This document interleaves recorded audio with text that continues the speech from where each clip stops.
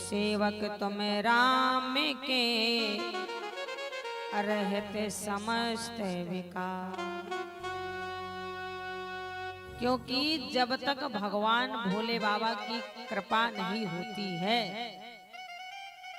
तब तक भगवान राम की कृपा नहीं होती। आपने देखा होगा त्रेता में जब राम जी ने लंका में चढ़ाई किया तो सबसे पहले बोले करी हो यहाँ। बोलो, आज का इंसान सोचता है कि पहले मेरा ये काम हो जाए, दुकान खुल जाए, मकान बन जाए, बेटा बेटी का विवाह हो जाए, तब भागवत कराऊंगा। पर राम जी चाहे थे तो कह देते कि पहले लंका में विजय प्राप्त कर लूं, रावण को मार दूं, सीता को मुक्त करा दूं और तब जाके मैं बाद में स्थापना करूंगा। लेकिन राम जी ने कहा नहीं, बोले करी हो यहाँ संभव था पुना मोरे हिये पर। तो राम जी ने लंका में चढ़ाई करने से पहले भोले बाबा का स्थापना किया। और यहाँ भी कलयुग में देखें, हमारे योगी जी ने, उत्तर प्रदेश के सीएम है ना योगी जी, हमारे योगी जी ने सबसे पहले बनारस में शिवलोक बनवाया और बाद में अयोध्या का राम मंदिर बनवाया। और यहाँ भी मध्य प्रदेश की सीएम शिवराज सिंह ने सबसे पहले उज्जैन में महाकाल लोक बनवाया, फिर बाद में महाराज मध्य प्रदेश में ही ओरछा में राम लोक बन रहा है। क्योंकि बाबा ने लिखा भी है महाराज कि जही पर कृपा न करे पुरारी, जही पर कृपा न करे पुरारी,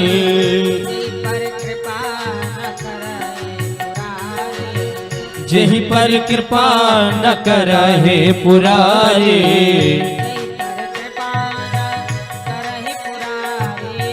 जही पर कृपा न करहि पुरारी,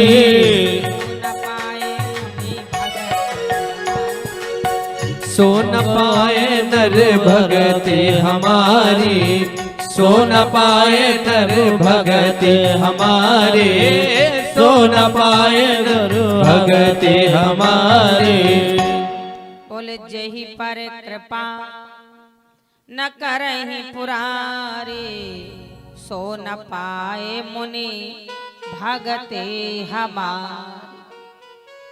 तो सबसे पहले रामचरितमानस की कथा में भोले बाबा का विवाह होता है और रामचरितमानस में 2 विवाह हुए। आप लोग नौधा भक्ति करते होंगे, राम कथा सुनते होंगे यज्ञों में, सम्मेलनों में। तो रामचरितमानस में 2 ही विवाह हुए, एक तो भोले बाबा का और दूसरा भगवान प्रभु श्री राम का। और दोनों ही बड़े विचित्र विवाह हैं। भोले बाबा का जब विवाह हुआ तो भोले बाबा के विवाह में 3 प्रकार के बाराती गए। आगे भगवान, फिर इंसान, सबसे पीछे शैतान। बोलो, बहुत गए थे कि नहीं गए थे? और राम जी की जब बारात गई तो राम जी की बारात भी बड़ी विचित्र गई थी। विश्व की पहली ऐसी बारात थी जो बिना दूल्हा के गई थी। बोलो भाई, गई थी कि नहीं गई? राम जी की बारात जब अयोध्या से उठी और चली, नगर में जिस गांव से निकल जाए, गांव वाले पूछे भैया बारात किसकी जा रही है? बोले चक्रवर्ती सम्राट महाराज दशरथ के बड़े बेटे राम जी की जा रही है। तो राम जी का नाम सुने तो गांव वाले दौड़ पड़े, भैया हमें देखना है, राम जी को दिखाओ, दूल्हा कहाँ है? अब बाराती बोले दूल्हा बताओ कहाँ है? आगे वालों से पूछा दूल्हा कहाँ है? आगे वाले बोले बीच में। आधी बारात निकल गई। बीच वालों से कहा दूल्हा कहाँ है?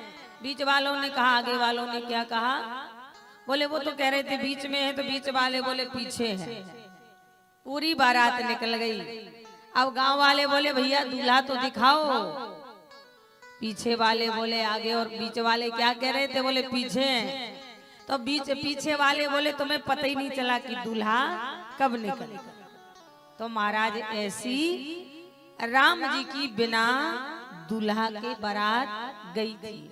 और भोले बाबा की महाराज कैसी बारात गई थी। आज सोमवार भी है, तो आए बोल भूत भावन शंकर भगवान की जय। बोले से वही शंभ गहने कराई सिंगार, शिवहि शंभु गण करहि सिंगारा।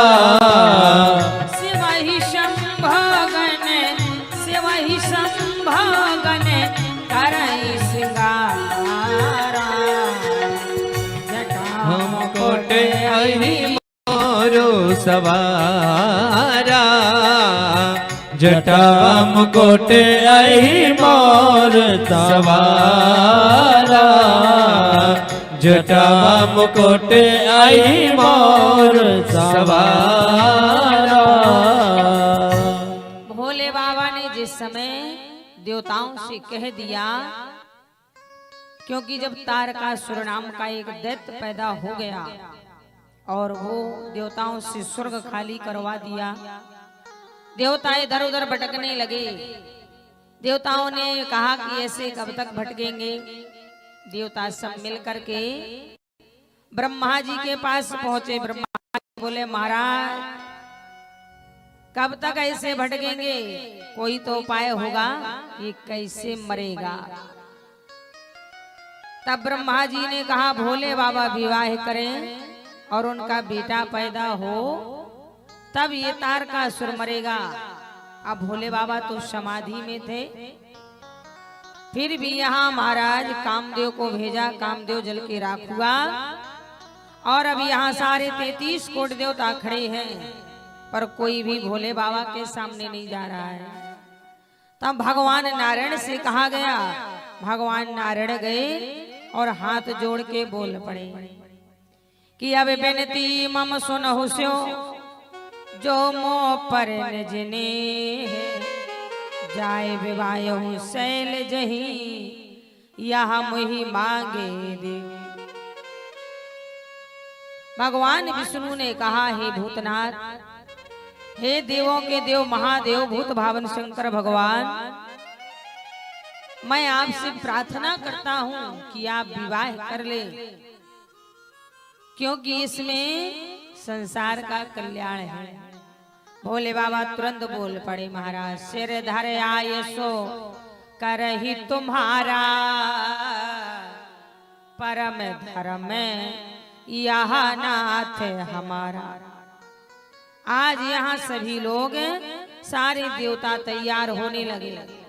बोले लगे संवारन सकल स्वर वाहन विविध विमान, होए सगुन मंगल सुबद करहि अब चिरागा। जब किसी की बारात में जाना पड़ता है ना, तुम्हारे यहाँ से भी बारात जाती होगी कि आपके यहाँ भी वही नया फैशन वाला हो गया कि बिटिया वाला बारात लेके आता है। बोलो, वैसे हमें तो लगता है कि यहाँ नहीं होगा, पर आज के जमाने में बड़ा नया फैशन चला है। पहले लड़का बारात लेके आता था, अब बिटिया बारात लेके जाता है। बोलो भाई, होता कि नहीं? सुना कि नहीं सुना है? पहले बिटिया को तेल हल्दी चढ़ जाता था, लगुन फलदान हो जाता था, तो बिटिया घर से नहीं निकलती थी। और अब बिटिया रात के 12 बजे ब्यूटी पार्लर से वो मुर्दा शंख लगा के आती है कि नहीं आती? पहले माँ बहन भाभी की साड़ी पहन करके ही बिटिया मंडप के नीचे आती थी, और अब तो हमारा पता नहीं वो कितनी जात का पहना हुआ लहंगा। बोलो, चाहे उसमें खाज हो चाहे दाद हो, तब भी वो 1 घंटा के लिए 4-5 घंटा के लिए 5,000 10,000 में किराए से आता है। और उसे भी हम लोग इनको पहनाते हैं। इसीलिए अपने घर की ही साड़ी पहनाना चाहिए। जब उसका नया जीवन हो रहा है, विवाह हो रहा है, नया गहना, बोलो क्या उसके ससुराल वाले भी पहनी साड़ी नहीं ला सकते? बताओ, ससुराल वाले भी तो पहनी साड़ी ला सकते हैं और उससे कहेंगे कि नया साड़ी लेके आओ, नया गहना लेके आओ। और यहाँ ब्यूटी पार्लर से कितनी जातों का पहना हुआ लहंगा पहन के बिटिया और डुप्लीकेट नकली गहना जेवर पहन के और नकली रूप बना के जाती है, नकली पलकें, नकली मुंह में पता नहीं कौन कौन सा क्रीम लगा के बरमाला को जाती है। तभी तो महाराज उस समय बिटिया को पहचाना, कितनों काली कलूटी होए। अब अगर ब्यूटी पार्लर चली जाए तो दुल्हा भी नहीं पहचान पाएगा कि ये मेरी दुल्हन है कि किसी और। इतना सुंदर वो लोग उसको बना देते हैं। बोलो डुप्लीकेट ही तो बनाते हैं। एक बार